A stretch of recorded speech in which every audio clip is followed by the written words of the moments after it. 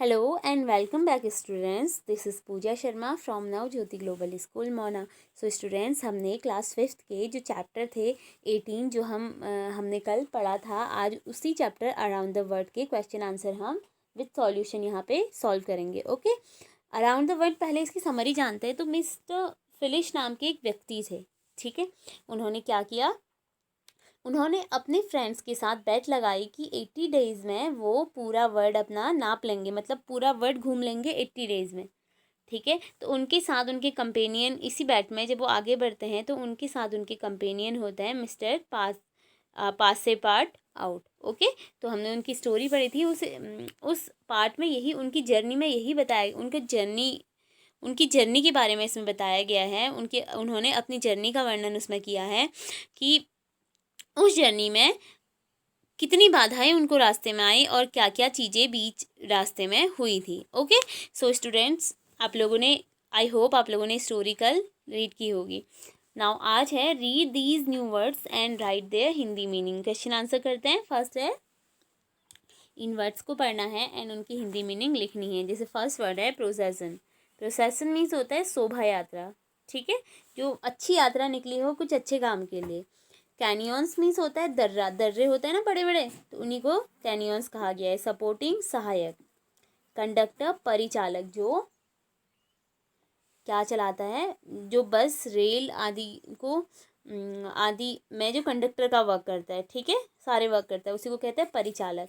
पास से part out एक व्यक्ति हैं जो कि क्या है, जॉन, जो मिस्टर फिलिश हैं उनके क्या है, सहयोगी है, कंपेनियन है.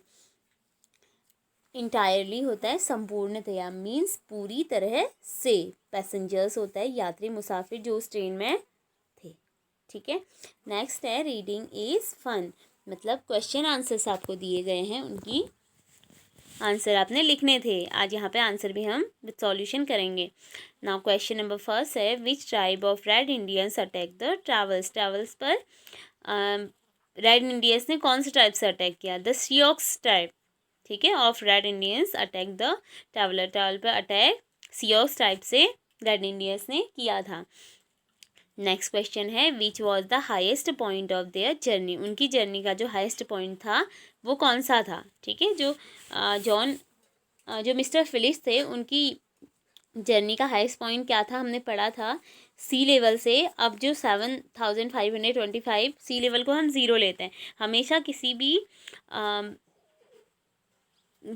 चोटी का या फिर किसी भी ग्राउंड का हमने मतलब उसे नापना है कि कितनी ऊंचाई पर वो है, तो हम सी लेवल को ज़ीरो मान के सी लेवल से उतनी ऊंचाई तक का उसे क्या करते हैं, नाप लेते हैं. तो इसी से हमें पता चलता है कि कितनी ऊंचाई पर हमारी जर्नी हो रही है. तो क्या हुआ था, उनकी जर्नी का जो हाईएस्ट पॉइंट था वो था सी लेवल से अब 7525 फीट अबो जो था, ठीक है. द हाइस्ट, इसका आंसर लिखा हमने, the highest point of their journey was 7525 feet above the sea level. Okay, now why did the train stop the first time. जो ट्रेन है फर्स्ट टाइम कब स्टॉप हुई थी, तो हमने क्या देखा था, आपको याद होगा फर्स्ट टाइम कब स्टॉप हुई थी, जब बहुत सारे भैंसों का झुंड, बफेलोस का झुंड उनके रेलवे ट्रैक को क्रॉस कर रहा था. हमने इसका आंसर लिखा, the train stop the first time when a herd of buffaloes began to cross the railway track. जब बफेलोस का झुंड रेलवे ट्रैक को क्रॉस कर रहा था तब फर्स्ट टाइम जो ट्रेन है वो स्टॉप हुई थी वहाँ पे, ठीक है. सो हमने उस टाइम पे कितना समय लगा था उन्हें क्रॉस करने के लिए, 3 आवर्स लगे थे, आपको याद होगा. नेक्स्ट क्वेश्चन है, how many days would it take for the train to reach New York. कितने दिन लगे न्यूयॉर्क पहुंचने में ट्रेन को. The train would take 7 days to reach New York. New York पहुंचने में उन्हें कितने दिन लगे, 7 दिन, ठीक है, 7 days. सो हमारे इतने क्वेश्चन कंप्लीट हुए. नेक्स्ट क्वेश्चन हमारा है, टिक द करेक्ट आंसर. यहाँ पे 2 क्वेश्चंस आपको दिए गए हैं और ऑप्शन भी उसके दिए गए हैं आंसर के. आपने उनके ऑप्शन से छांट के वहाँ आंसर फिल करना है. फर्स्ट क्वेश्चन है, the first time the train stopped was because. First time train क्यों स्टॉप हुई थी. ऑप्शन आपको दिए गए थे, सम रॉबर्स स्टॉप द ट्रेन, क्या कुछ रॉबर्स आए थे उस ट्रेन को स्टॉप करने के लिए, अ herd of buffaloes was passing, या फिर बफेलोज का झुंड पास कर रहा था, द ट्रैक वर ब्रोकन, या फिर ट्रैक ब्रोकन टूट गया था। इसका आंसर हमने क्या लिखा, जो फर्स्ट टाइम ट्रेन, अभी क्वेश्चन में भी आया था, फर्स्ट टाइम ट्रेन जब बफेलो का झुंड रेलवे ट्रैक को क्रॉस कर रहा था तो तभी फर्स्ट टाइम ट्रेन वहाँ पे स्टॉप हुई थी। तो हमने आंसर लिखा अ herd of buffaloes was passing. Second जो ऑप्शन था इसका वो राइट है। नाउ नेक्स्ट क्वेश्चन है, the bridge fail with the crash into the river. इसका आंसर हमने लिखा after the train had pass through, जब ब्रिज था कब क्रैश हुआ था रिवर का, रिवर के ऊपर जो ब्रिज था वो टूटा फूटा सा था ना, उस पर रेल क्रॉस नहीं कर पा रही थी, करना नहीं कर पाएगी, ये बताया था वहाँ एक व्यक्ति ने। तो बोल रहे हैं जब जो ब्रिज है वो नीचे पानी पे कब गिरा, जब ट्रेन क्रॉस हो गई थी, after the train had pass through, जब ट्रेन क्रॉस हो गई थी, the train was still on the bridge, जब ट्रेन ब्रिज पे स्टिल थी मतलब रुकी हुई थी, before the train pass over the bridge, या फिर ट्रेन के पास करने से पहले ही ब्रिज टूट गया था। नहीं, इसका आंसर था after the train had pass through, जब ट्रेन पास कर लेती है ब्रिज को तब ब्रिज टूट जाता है। ठीक है, नाउ नेक्स्ट क्वेश्चन है, find the opposite of the following word from the text. कुछ वर्ड्स यहाँ पे दिए गए हैं आपकी टेक्स्ट से, मतलब आपके चैप्टर से कुछ वर्ड यहाँ पे दिए गए थे, इनके अपोजिट आपने वहाँ पे लिखने थे। ओके, तो फर्स्ट वर्ड है मिनिमम स्पीड, मिनिमम स्पीड का हमने लिखा maximum speed. Move forward, move forward, reverse.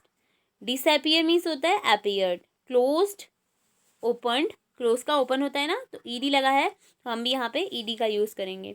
Lowest, highest. ठीक है, तो हमारे अपोजिट वर्ड भी यहाँ पे कंप्लीट हुए। नाउ नेक्स्ट है, रीड द फॉलोइंग सेंटेंस। यहाँ पे 2 रेड कलर्स में आपको सेंटेंस दिए गए हैं, उन्हें आप ध्यान से पढ़ेंगे। The train steamed forward at full speed,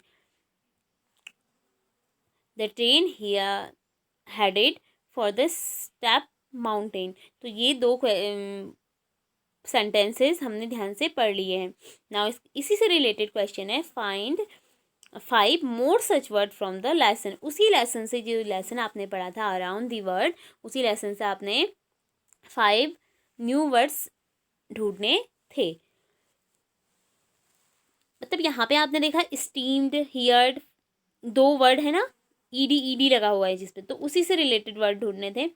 जैसे हॉल्टेड, उसके बाद सेकंड ढूंढा स्टीम्ड, उसके बाद रिवर्स्ड, स्लोड एंड क्रॉस्ड। ये हमारे 5 वर्ड भी फाइंड हमने लेसन से कर लिए हैं। नाउ हमारी एक्सरसाइज यहाँ पे क्या हो जाती है, कंप्लीट हो जाती है।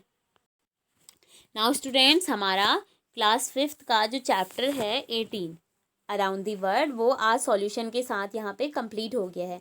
आई होप स्टूडेंट्स आपको समझ आया होगा, एंड इसकी वर्कशीट जो आपको मिलेगी आप केयरफुली घर पे उसे सॉल्व कीजिएगा। ओके, और यही आंसर आपको वहाँ पे सॉल्व करने के लिए मिलेंगे। जो आपको आंसर नहीं आए हों वर्कशीट से, आप इससे देख के सॉल्व कर लीजिएगा। नाउ स्टूडेंट्स, हम कल मिलेंगे, नेक्स्ट डे हम मिलेंगे यूनिट 10 के साथ, जो हमारा लास्ट यूनिट है, और चैप्टर हमारा 19 होगा, जो कि एक पोएम है, बहुत अच्छी सी पोएम है। आप लोग मेरे साथ यहाँ पे ज्वाइन कीजिएगा, ठीक है, यूट्यूब पे ज्वाइन कीजिएगा हमारे चैनल पे। Okay, thank you.